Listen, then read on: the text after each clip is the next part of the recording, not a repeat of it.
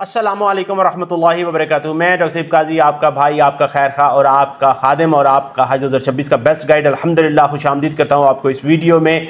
मेरे प्यारे भाइयों बहनों बुजुर्गों, आज हम एक ऐसे लाइसेंस की बात करेंगे, आज हम एक ऐसे दरवाजे की चाबी की बात करेंगे जो एक दफ़ा खुल जाए तो आपके ख्वाबों की परवाज़, उसकी उड़ान को कोई रोक नहीं सकता, उसके दरमियान में कोई रुकावट नहीं आ सकती। तो बात हम कर रहे हैं आज पासपोर्ट की। याद रखिए, पासपोर्ट एक सिर्फ किताबचा नहीं, पासपोर्ट एक लाइसेंस है जो आपके जिंदगी के देखे गए ख्वाबों को दुनिया भर में उड़ने को उड़ने की इजाजत देता है, आपके ख्वाबों को दुनिया भर में उड़ने की हकीकत में बदलता है।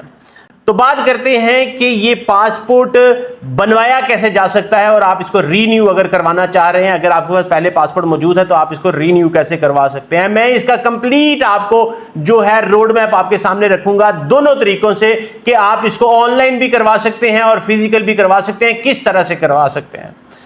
तो सबसे पहला कदम जो आपने उठाना है, याद रखें कि आप इसको दो तरह से बनवा सकते हैं। या तो आप इसको ऑनलाइन अप्लाई कर सकते हैं या फिर आप इसको ऑफलाइन भी बनवा सकते हैं। अगर आप ऑनलाइन बनवाना चाह रहे हैं तो उसके लिए सबसे पहला कदम यह है कि आपको DGIP director general of immigration and passports की वेबसाइट पर जाकर अपना अकाउंट वो बनाना पड़ेगा। अकाउंट बनाने के बाद वहां पर अपना अकाउंट सेटअप करने के दौरान आपने वहां पे अपनी इंफॉर्मेशन देनी है, उसको वेरीफाई करना है और उसके बाद आपके ईमेल जो आपके लिखेंगे वहां पे कंफर्मेशन ईमेल आएगी, वहां से आप राउट करके आप उसको लॉगिन करेंगे। जब आप उसको लॉगिन करेंगे तो आपका पहला मरहला यहां पर मुकम्मल हो जाएगा।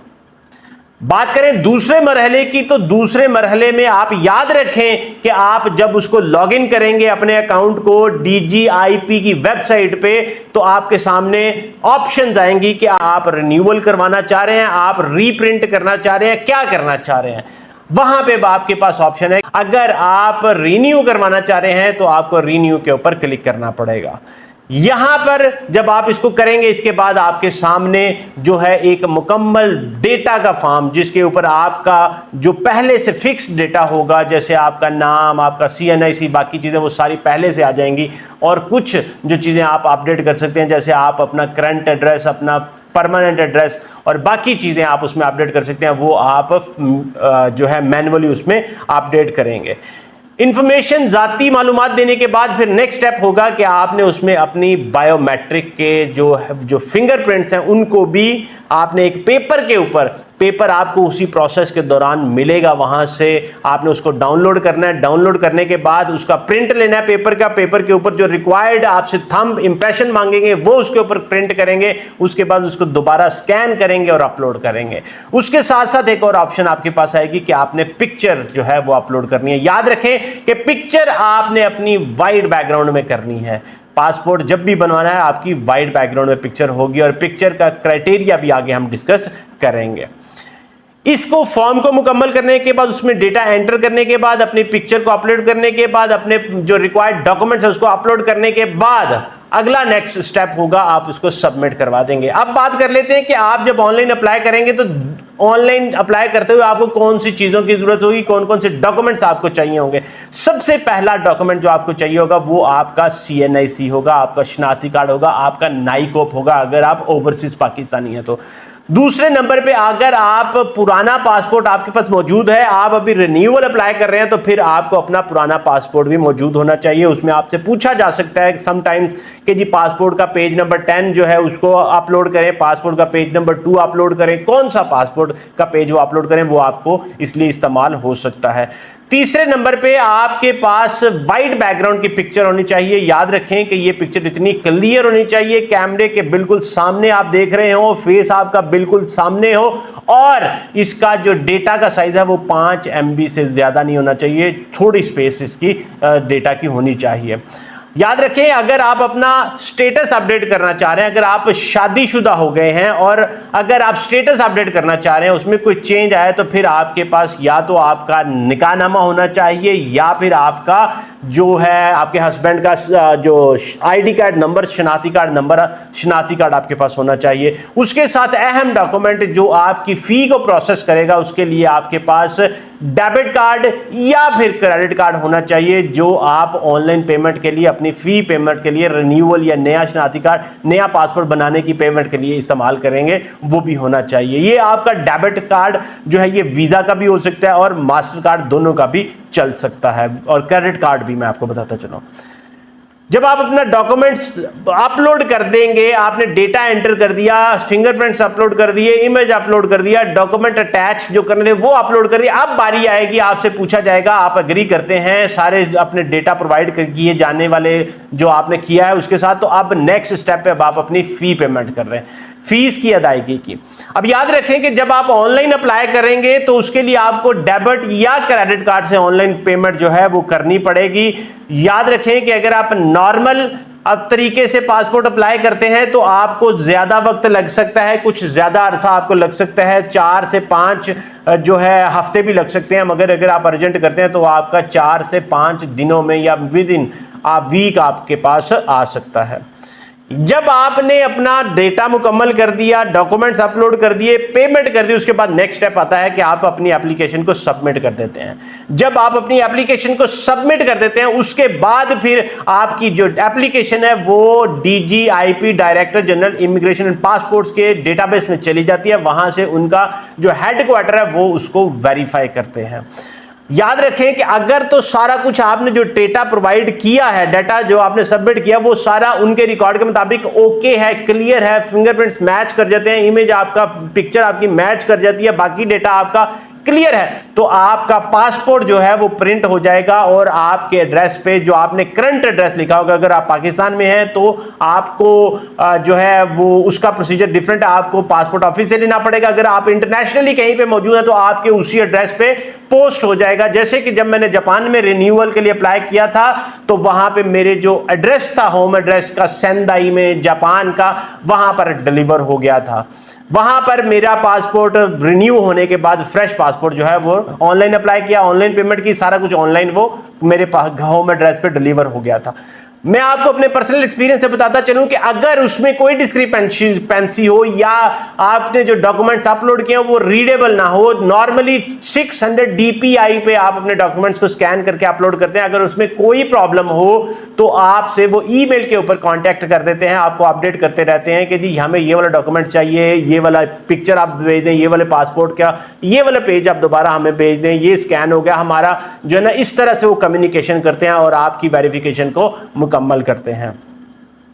इसके बाद बात करें स्टेटस अपडेट की, तो याद रखें कि जब आप अपना पासपोर्ट अप्लाई कर देते हैं तो आपको जिस फेज में पासपोर्ट का प्रोसेस हो रहा होता है वो आपको साथ साथ गाइड करते रहते हैं कि जी अभी आपका पासपोर्ट, अभी आपकी एप्लीकेशन जो है सबमिट हो गई तो ईमेल आ गई, अभी आपकी रिव्यू हो रही है तो ईमेल आ गई, अभी आपका प्रिंटिंग फेज में चला गया तो आपको ईमेल आ गई, अगर आपने अब आपके लिए डिलीवर होने के लिए निकल गया तो आपको ईमेल आ गई। मतलब बहुत ही अपडेटेड और बहुत ही एडवांस उन्होंने अपना डेटाबेस रखा हुआ है कि आपको लम्हा बलम्हा ईमेल के साथ आपको स्टेटस अपडेट होता रहता है। आपको परेशानी नहीं होती कि मेरा पासपोर्ट मैंने अप्लाई किया था कहां पे चला गया, अभी तक नहीं आया। अब बात कर लेते हैं कुछ अहम जो मैं आपको पॉइंट्स का बताता चलो। याद रखें कि एक चीज आपने बहुत ज्यादा गौर में, जो आप डॉक्यूमेंट्स में अपनी इंफॉर्मेशन देंगे वो आपकी डॉक्यूमेंट्स के मुताबिक जेन्युइन और ओरिजिनल होगी, उतना पासपोर्ट आपका जल्दी हो जाएगा। अगर उसमें कोई आपसे मिस्टेक हो गई, कोई गलत इंफॉर्मेशन देंगे, आपका पासपोर्ट उतना ही डिले हो जाएगा, उसकी वेरिफिकेशन उतनी ही मुश्किल हो जाएगी। जो इमिग्रेशन वाले हैं, जो पासपोर्ट वाले हैं, उनको उसके ऊपर डिसीजन करने में टाइम लगेगा। दूसरी बात ये मैं आपको बताऊं कि याद रखें कि जो पेमेंट, अब अगर कोई गलती कर दी, मिस्टेक कर दिया, कोई मसला होगा तो आपने जो फी पेमेंट किया वो आपको रिफंड नहीं होगी, ना ही ट्रांसफर होगी। जो पैसे आपने इन्वेस्ट कर दिए, पेमेंट कर दी, वो आप समझ ले कि वो लग गए, वो वापस आपको नहीं मिलेंगे। ये बात आपने बहुत ज्यादा जरूरी रखनी है।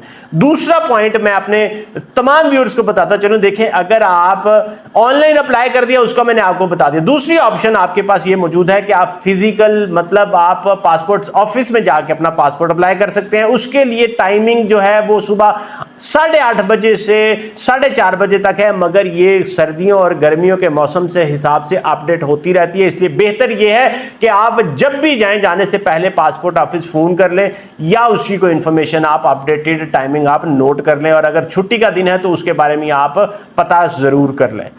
अब इसके साथ जाते हुए डॉक्यूमेंट्स आपको कौन कौन से चाहिए। आपको अपना जो है CNIC चाहिए। अगर आपका पहले पासपोर्ट बना हुआ है तो आपने अपना पासपोर्ट पुराना साथ लेके जाना है। और याद रखें, जब आप वहां पर जाएंगे टोकन लेंगे, आपका वहां पे बायोमेट्रिक होगा, वहां पे आपका पिक्चर लिया जाएगा, आपका डेटा अगर आप अपडेट करवाना चाह रहे हैं, मॉडिफाई करवाना चाह रहे हैं, उसके बारे में आपसे डेटा की जो है वो करेक्शन करवाई जाएगी, अपडेट करवाया जाएगा। अगर आप रिन्यू करवा रहे हैं तो एज इट इज करवाना चाह रहे हैं एज इट इज हो जाएगा, नया बनवाना चाह रहे हैं तो नया डेटा आपसे एंटर करवाया जाएगा। उसके बाद वो एप्लीकेशन आपको सबमिट हो जाएगी, आपको इनवाइस रसीद मिल जाएगी। याद रखें कि नॉर्मल पासपोर्ट आपको तकरीबन 10 से 15 दिन के दरमियान में कहा जाता है, मगर मिलता नहीं, आपको महीना 3, 4, 5 महीने भी लग सकते हैं। मगर अर्जेंट आपको जो है उससे थोड़ी देर पहले मिल जाता है, और अगर आप फास्ट ट्रैक पे करें तो आपको 4 से 5 दिन में मिल जाता है। इसलिए कोशिश करें कि अगर आपने किसी इमरजेंसी के लिए, हज के लिए, कोई दूसरा विजिट के लिए करना है तो आप उसको एज सुन एज पॉसिबल करवा लें, आप उसको फास्ट ट्रैक पे रखें। याद रखें कि मैं आपको ये बताता चलूं कि ऑनलाइन अप्लाई करने वाली फैसिलिटी जो है वो विद इन पाकिस्तान भी अवेलेबल है और इंटरनेशनली भी अवेलेबल है। पहले सिर्फ ये इंटरनेशनल जो पाकिस्तानी थे उनके लिए थी, मगर अब जो है ये विद इन पाकिस्तान भी आप इसको अप्लाई कर सकते हैं। इस फैसिलिटी को आप नया बेबी अगर पैदा हुआ है उसके लिए आप उसके लिए पासपोर्ट बनवाना है, उसके लिए इसको इस्तेमाल कर सकते हैं। आपका पासपोर्ट डैमेज हो गया, आप उसको खराब हो गया, उसको दोबारा से मॉडिफाई करवाना है, रीन्यू करवाना है, उसके लिए अगर आपका शादी का कोई स्टेटस चेंज हो गया है, उसके लिए आप इसको इस फैसिलिटी को इस्तेमाल कर सकते हैं। याद रखें कि मेरी आपसे यही रिक्वेस्ट है कि आप जब भी जाएं आप अपने डॉक्यूमेंट्स को मुकम्मल लेके जाएं, और एक दफ़ा जो DGIP.gov.pk की जो डायरेक्टर जनरल इमिग्रेशन पासपोर्ट की वेबसाइट है ना, उसको ज़रूर विजिट कर लें ताकि आपको लेटेस्ट इंफॉर्मेशन मिलती रहे। आप सिर्फ और सिर्फ मेरी इस वीडियो के ऊपर रिलाई ना करें, आप इसके ऊपर ज़रूर वेरिफिकेशन वहाँ से कर लें ताकि आपको अपने पासपोर्ट हासिल करने में कोई परेशानी ना हो। मैं आपको आखिर पे ये बताता चलूं, याद रखें कि पासपोर्ट सिर्फ एक शनाख्त नहीं है, पासपोर्ट एक जिम्मेदारी है। पासपोर्ट एक इसलिए जिम्मेदारी है, आपने इसकी बहुत ज़्यादा हिफाजत करनी है, क्योंकि यही पहला कदम है जो आपको आपके ख्वाबों के सफ़र के ऊपर निकलने में, दुनिया भर में घूमने में आसानी देगा, और पहला कदम यहाँ से ही शुरू होगा। उम्मीद करता हूं कि ये वाली वीडियो आपके लिए बहुत ज़्यादा बेनिफिशियल होगी, फ़ायदेमंद होगी। मुझे अपनी दुआओं में ज़रूर याद रखें। अगर आपके ज़हन में कोई सवाल, कोई कमेंट, कोई फीडबैक हो, कमेंट सेक्शन में लिखें। मैं यहाँ पर मौजूद हूँ तमाम प्यारे मिठाजी भाई बहन बुजुर्गों की खिदमत के लिए और पाकिस्तानियों की खिदमत के लिए अपने प्रैक्टिकल एक्सपीरियंस से इंशाअल्लाह ताला। वीडियो को लाइक, शेयर, चैनल को सब्सक्राइब जरूर कर लें। अस्सलामु अलैकुम व रहमतुल्लाहि व बरकातुहू।